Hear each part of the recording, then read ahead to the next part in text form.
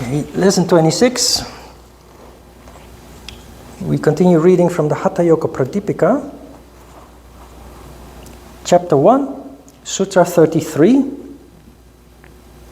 Something very interesting happens here. From Sutra 33 and forward, a special category of asanas is described, and Sutra 33 introduces them. The asanas propounded by Shiva are 84 in number. Of those I shall describe 4, which are the quintessence. So the previous series of asanas were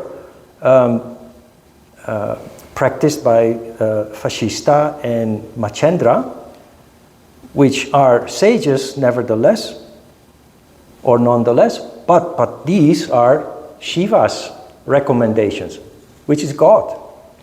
Symbolically, this just means what follows next is a couple of exercises. He takes only 4 out of 84, which are the most important, the most effective, that are special, that have very special properties, and it is, of course, it's about Kundalini energy. Sutra 34, these 4, Siddha, Siddhasana, Padma, Padmasana, Shimha, and Bhadra are the most excellent. Of these 4, the most comfortable Siddhasana can always be assumed. Now, Siddhasana, the author says that this is the most comfortable out of these 4. It's actually not. It's the most uncomfortable. And the reason for that is it is a very typical Kundalini exercise that, it goes like this. You sit on a heel, you turn your foot in such a way that the heel points forward, upward, and the heel in the groin. In case of a man, it's between the root of the penis and the anus. And the other foot is in half lotus. If that's not possible, you keep the foot on the ground. Now the thing is, why would you do something like this? Some people may think it's awkward sitting on the heel like this, or disgusting, but it causes great discomfort in the groin. Now, why is this a yoga pose, and why is it such a valuable yoga pose? That is because many people lack consciousness, especially in the lower part of the body, because all your anxieties and trauma is located in Muladhara chakra. It is a reason when people are very low on energy, when people have very poor energy, and as a result suffer from poor health and certain diseases, it is because their energy is not circulating well. There are blockages there, and especially in Muladhara chakra, where trauma is located. Sitting on the heel makes you acutely aware of that spot, and the importance of that is it is the entrance of Shakti energy and Kundalini energy. And that discomfort sitting on the heel makes it impossible to not be aware of that location in the body, in the groin. So it is a bit an awkward exercise if you don't understand the significance of it and the reason why you sit on the heel. But in a practical sense, it's a very powerful way to bring your attention to the most important point where Kundalini energy enters into the body. There is a reason why Kundalini energy in most people is latent.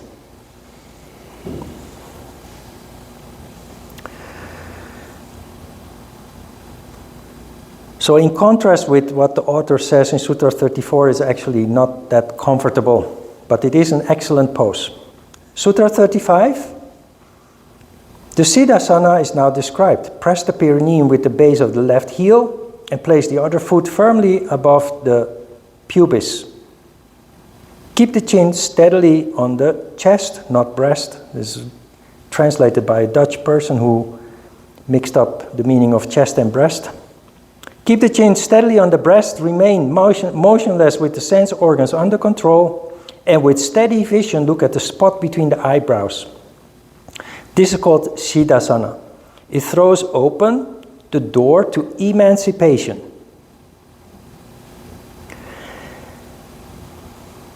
The last part of the text very clearly indicates that this is not just an asana, this is not just a physical engagement, it's a meditation exercise. Throwing open the door to emancipation. Emancipation is awareness, becoming aware of yourself, becoming aware of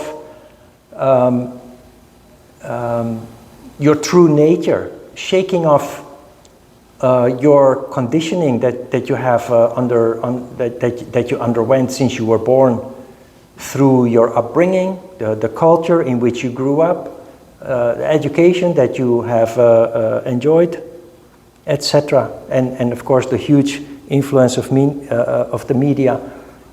Emancipation here really means becoming your own boss, developing your own opinion instead of or rather than going along with the masses and adopting other people's opinion.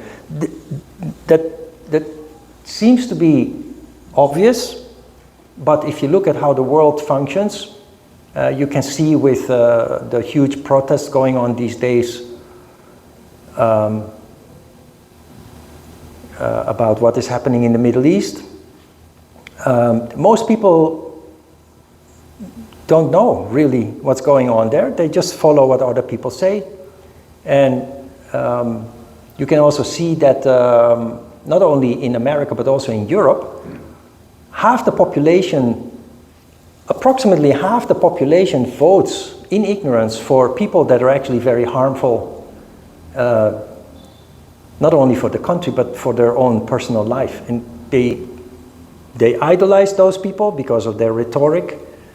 And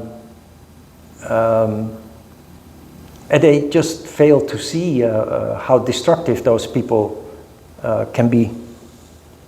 So, emancipation is a very important thing on a personal level, but also on a societal level. I think one of the purposes of modern education is, in fact, to bring people to emancipation, but it doesn't always work, apparently.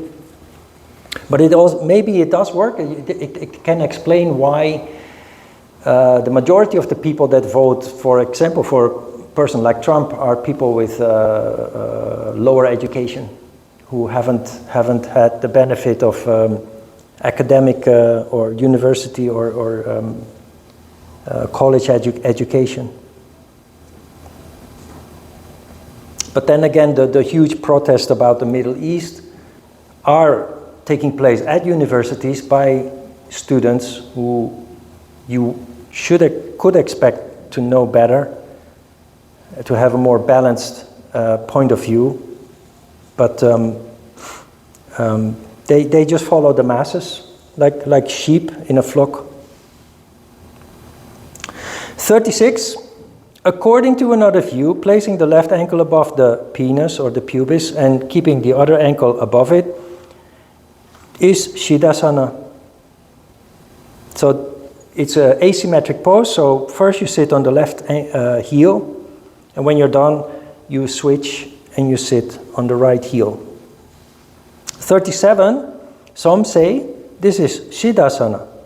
Others know it as Vajrasana. Some call it Muktasana, and others speak of it as Guptasana. So, first we were introduced asanas that had only one sutra dedicated to describe them. Then a couple of asanas followed that had 2 sutras describing them. And now you have a special category that were propounded by Shiva, the god. And you see that there are actually many sutras describing only one asana. This is already the 4th, and there are more to follow. But Sutra 37 is emphasizing the importance of this exercise by likening it to certain concepts. Siddha is a person who has developed siddhis, which are what we call supernatural or paranormal abilities, which I explained a while ago are actually not supernatural or paranormal. They can manifest in any person as long as the energy is there to fuel it, and that is exactly what yoga does. Others know it as Vajrasana. Vajra is a flash of lightning, which represents the Kundalini energy shooting up through the spine or rising up through the spine. Muktasana, some call it Muktasana. Mukta means to be liberated. So it's being likened to all the great achievements and qualities that yoga offers if yoga practice is done correctly and consistently. And the last one, others speak of it as Guptasana. Gupta, which is an element that you find in many Indian people's name, family name, Gupta. Gupta means protector. So yoga is a system that strengthens you, that protects you from many outside influences, physically, also mentally, emotionally. 38. The Siddhas know that as among yamas, a moderate diet is the most important. And among niyamas, harmlessness. So among all asanas is the Siddhasana. Now this, you may have noticed before when reading the sutras, the text was translated by a Dutch translator, and he mixed up the grammar that we use in Dutch and the grammar used in English language with apostrophe S. In the English language, apostrophe S means possessive, but in Dutch it's a plural in case a word ends with a S. So Siddhas without apostrophe S is the correct way to write it. Yamas, niyamas, asanas, they're all written with apostrophe S, but that is there's an error on the part of the translator. 39. Of the 84 postures, one should always practice Siddhasana. It purifies the 72,000 nadis. So symbolically, we speak of 3 nadis. We have Ida, we have Pingala, and we have Sushumna. But people who study traditional medicine, they know that there are not only 3 channels, there are actually somewhere close to 72,000. Sutra 40. The yogin who contemplating the self and following a moderate diet continually practices the Siddhasana during 12 years, obtains fulfillment.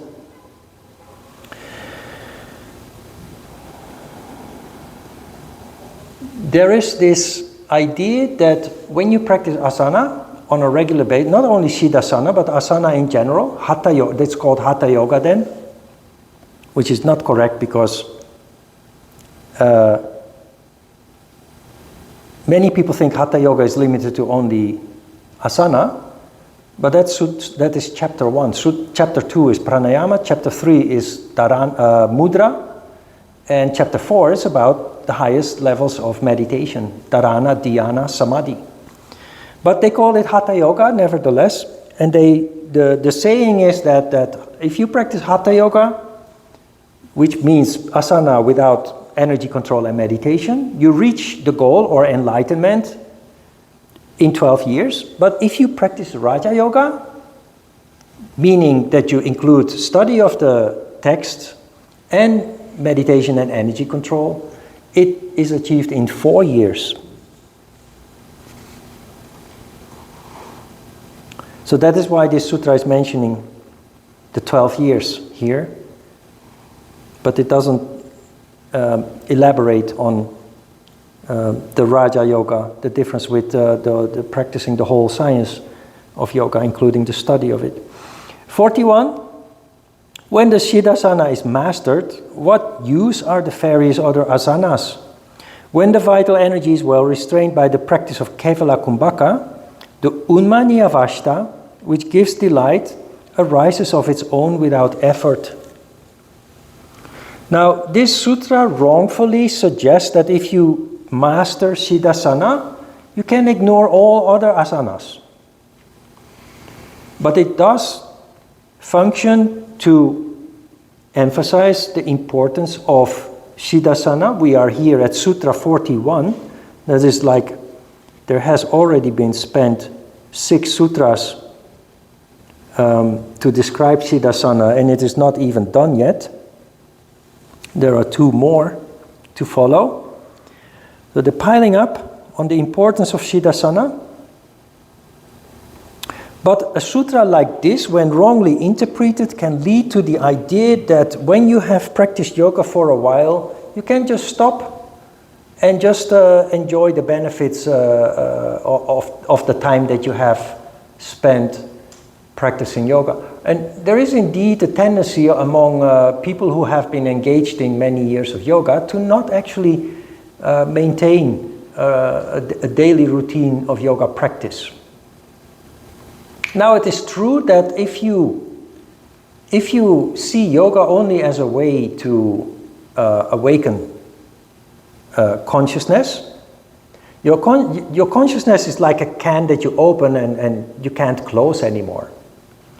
But your physical body is very primitive. And when you practice yoga on a regular basis, you clearly feel the improvements in terms of strength, health, etc. And also your mental condition is greatly influenced by regular practice. And if you enjoy sports, you know that no matter how long you exercise, if you have exercised for 10 years, the moment that you stop, your condition deteriorates. And already within a few weeks, you feel a lot weaker. It's the same with yoga. At the moment that you pick up your exercising again, you very quickly restore your condition. It's the same with yoga. I am one of the few yogis, I think, even after 40 years, that I'm convinced that regular practice is necessary if you want to keep the condition that you created with your yoga practice. Because like with sports, which I've done a lot in my life as well as yoga, I also feel when sometimes when you get distracted in life because of moving or because of big changes, it's a little bit difficult to maintain your daily routine. I feel the deterioration taking place, and as soon as the dust has settled, I try to pick up my daily routine as soon as possible. And it just feels too good not to practice.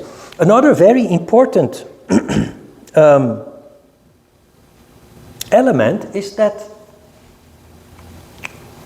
we live in a time where many scandals are coming out in the open about sexual abuse in religious institutes, in the church, but also there are cults. And also if you search for it, you will find that there's a lot of abuse in yoga circles as well. Bikram is an example. You know Bikram? Yeah, Bikram was very famous because of his yoga in a hot room.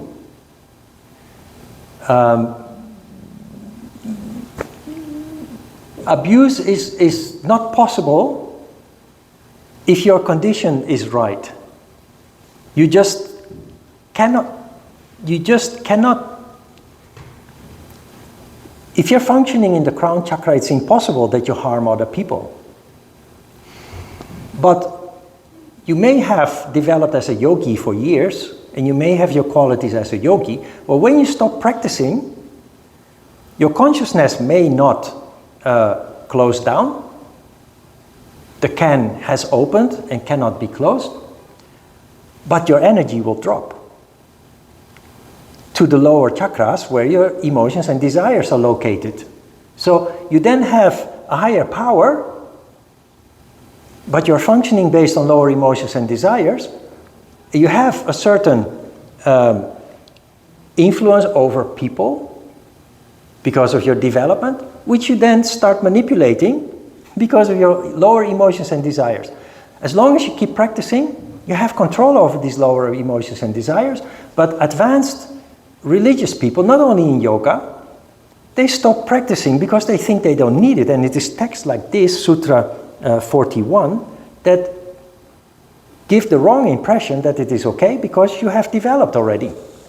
The sutra goes on to say, when the vital energy is well restrained by the practice of Kevala Kumbhaka. Kevala Kumbhaka is the condition when you have restored your energy household to which means that your energy is flowing unrestricted, that all the obstacles and blockages in your energy, the energy channels have been purified, cleared. Your body naturally strives for sattva. That is the condition that you enter into after years of practicing. That is called Kevala Kumbhaka, or spontaneous energy control. The Unmani Avashta, that is the condition of the crown chakra being functional. The sutra is suggesting that if you practice yoga for a while and you have achieved those levels of development, they come natural. And people wrongly draw the conclusion from this that not necessary to practice anymore, you can just sit on your laurels. And my experience is that is not the case, and it's a wrongful interpretation of the text. Sutra 42. When there is complete mastery of the Siddhasana alone, the three bandhas follow naturally and without effort. This is kind of what I tried to explain when I introduced pranayama, the three bandhas, the throat lock, the root lock, and the abdomen, the bandha with involving the abdomen. Sitting straight in itself, on a subtle level, puts these bandhas in place already. So there's not really too much to worry about. When you understand the bandhas, you really don't have to think too much about it. While many people, when confronted with the bandhas, when taught about the bandhas, they realize the importance of it and they really try to grasp it mentally. And that just makes it too complicated. It's already there before you even realize it. And this sutra basically confirms that. Sutra 43, and the last one, about Siddhasana. There is no asana like the Siddha, no kumbhaka like Kevala, no mudra like the Kechari, and no laya, absorption of the mind, like that of the inner sound, nada. So here, the Siddhasana is put in line with all the highest or the most important exercises and developments in yoga. So we've had several or many sutras trying to bring the message home that Siddhasana is a very important exercise, is very effective, very strong. And this is the last one that tries to hammer the message home. There is no asana like the Siddha, no kumbhaka like Kevala, mentioned in the Sutra 41, the spontaneous pranayama where your energy channels are purified. No mudra like the Kechari. Kechari mudra. Mudra is energy control on a higher level than pranayama, more powerful than pranayama, described in the 3rd chapter. When you learn about yoga, you learn that Shakti energy is the most important, because Shakti energy has the potential to turn into the powerful Kundalini, which is responsible for all the important developments that yoga has to offer. And that sometimes leads to the erroneous idea that Shakti is good and Shiva is bad. The reality is they're both equally important, but the problem mankind is facing is that Shiva energy flows in naturally without effort, while Shakti energy requires effort. And when people don't do effort, Shiva energy tends to dominate, leading to a tamas condition. And that's the condition that the majority of people are in as a result of not doing effort to awaken Shakti. But Kechari mudra, that is a mudra that is not about Shakti, it's a very powerful Shiva mudra. So after you've done all the work working on Shakti energy and Kundalini, there is this wonderful Kechari mudra. And Kechari mudra is described as drinking the milk and honey from heaven, the light. So Kechari mudra, while the exercises that stimulate Kundalini energy are designed to pull up large amounts of Shakti energy, Kechari mudra is an exercise to pull in huge amounts of Shiva energy. No laya, absorption of the mind like that of the inner sound, called nada. This is the second time that nada is mentioned, both times in chapter 1. And it's really sad that most yoga teachers never heard of nada. It is an incredibly powerful tool to meditate. We're done with Siddha, and we now go to the next one of the 4 quintessential asanas propounded by Lord Shiva. Sutra 44. Then the Padmasana is described. Place the right foot on the left thigh and the left foot on the right thigh. Cross the hands behind the back and firmly take hold of the toes. Place the chin on the chest and look at the tip of the nose. This is called Padmasana. It destroys the diseases of the self-restraint. Now, like with Gomukhasana,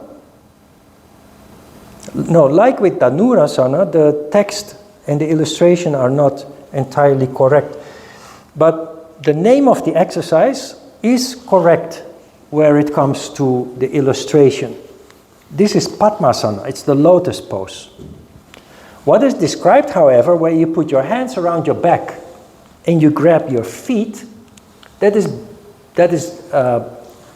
Baddha Padmasana. Baddha means restraint. So you restrain yourself grabbing your feet.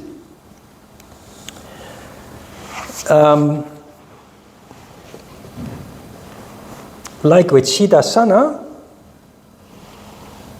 you tuck in the chin, so you basically install the throat lock. I didn't explain that with Siddhasana. What you do is both exercises are Kundalini exercises, so large amounts of energy rise up, but you install the throat lock, which means that energy doesn't go out through the moon gate, it accumulates within you. So you're filling up your whole being with amounts of Kundalini, Kundalini energy, which is Shakti energy on steroids. And you look at the tip of the nose, not literally. Sometimes you see people doing that. They And you have statues also of people in a meditation pose with their eyes, their eyes crossed. It looks a little bit funny. It's because they take the text literally. But the nose is a smell organ that is related to Muladhara chakra, which has a 10 centimeter big ball inside the center of the head. So what you're really doing here, like with Siddhasana, is meditating. It's a meditation pose, not just a physical pose. So you do not physically look at the tip of your nose, but you turn your attention inwards. And your most powerful tool for doing so is concentration on nada.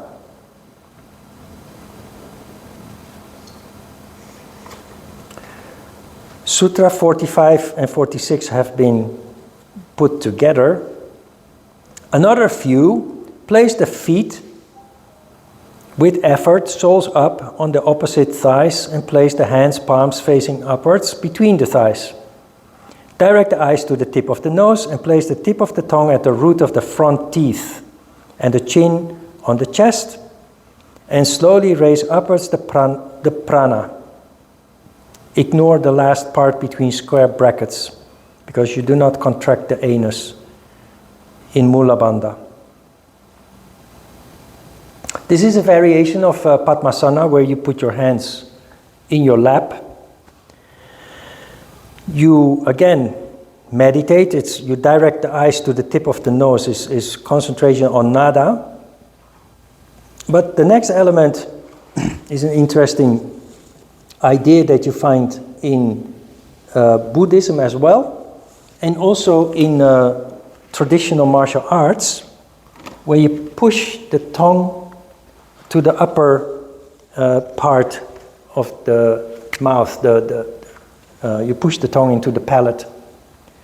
And that is about the meridian called the governor's meridian. So you have a person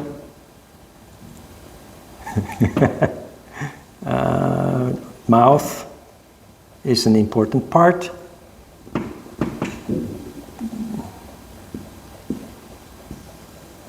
Upper body. The governor's meridian goes from here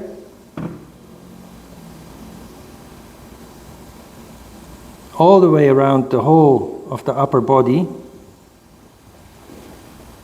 and it ends there. So the reason why you push the tongue against the palate is to connect, to make the meridian circular for better circulation of energy. You find this concept in traditional medicine, in Buddhism, and in traditional martial arts. It's very subtle.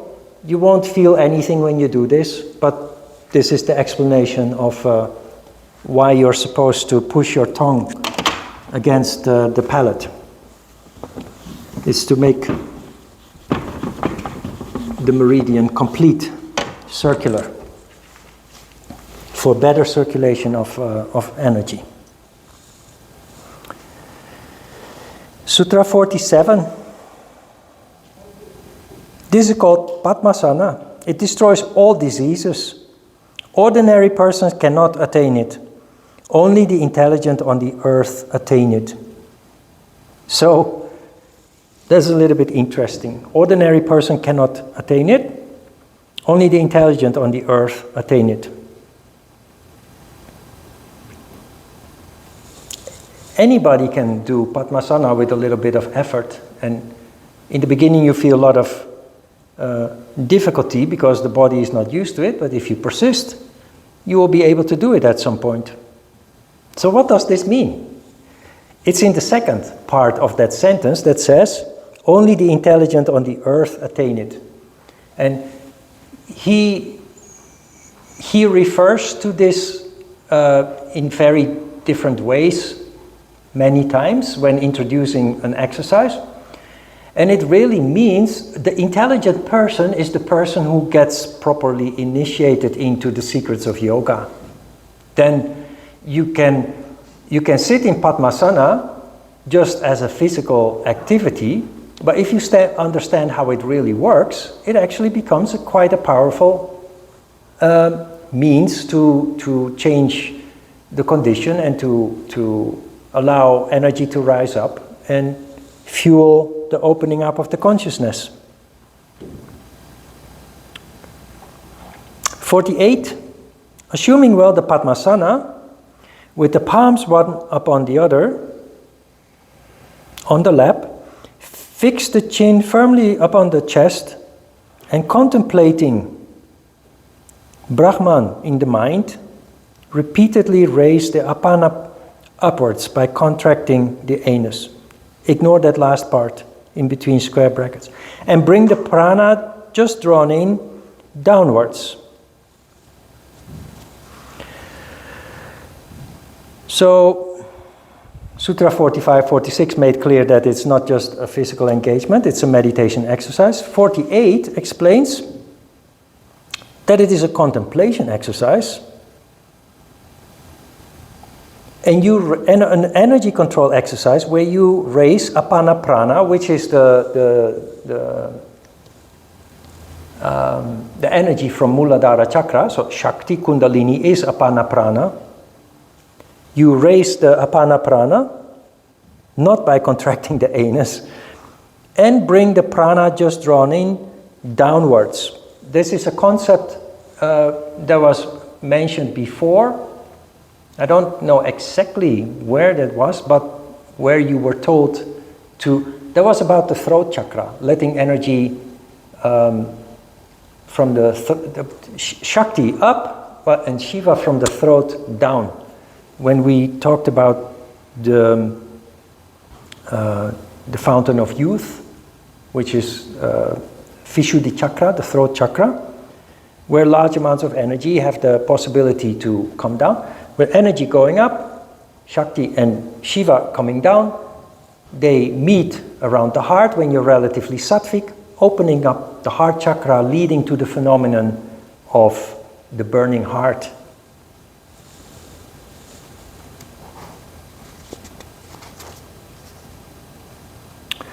And next is not numbered, it's an extension of the sutra, I guess. By this, a man or a woman obtains unequaled knowledge through the power of Kundalini, which is roused by this process. So here you have it, the conclusion that these exercises lead to consciousness, increased or improved intellect.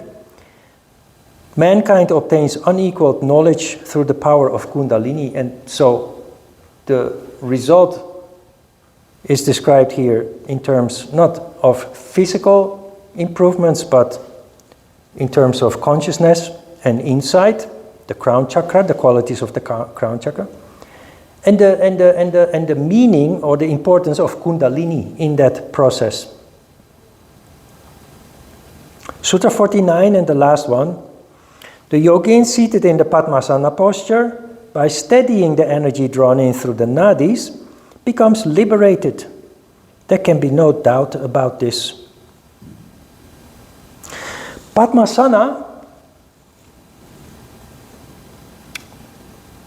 I experienced the power of Padmasana when traveling to southern France from Amsterdam. And because you usually go on a summer vacation, when everybody else goes on a vacation, the roads are jammed all the way from Amsterdam to southern France, which is 1,200 kilometers. Right, so we always used to drive at night. We would leave around 10 in the evening and arrive in the morning to avoid the traffic jams. So we would drive constantly, and we would switch driver every time we fill up the gas, every 400 kilometers approximately. Now, my brother would lower the back of his seat and try to sleep in a semi lying position. I would sit for an hour or so in Padmasana to rest. And it was very refreshing. Well, if you try to sleep, which is very difficult in a car that moves, you're not really rested.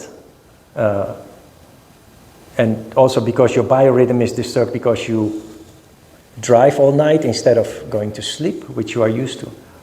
So it really kind of breaks you, your condition. Sitting in Padmasana, if you can maintain that for a while, sitting straight, not passively, it totally resets everything and makes you very alert and awake and refreshed as a result. So I use that instead of trying to sleep in an uncomfortable semi-horizontal position, and very powerful.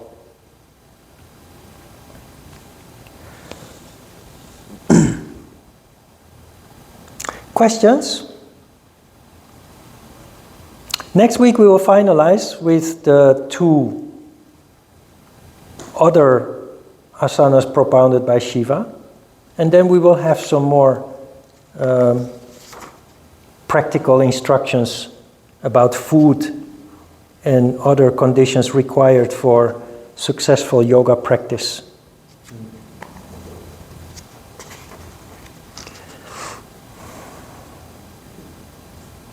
Yeah, I'm looking forward to that food session. Yeah. I eat so much delivery food. Yeah? Yeah, you are what you eat, and that is just so true. All right, let's have a short break.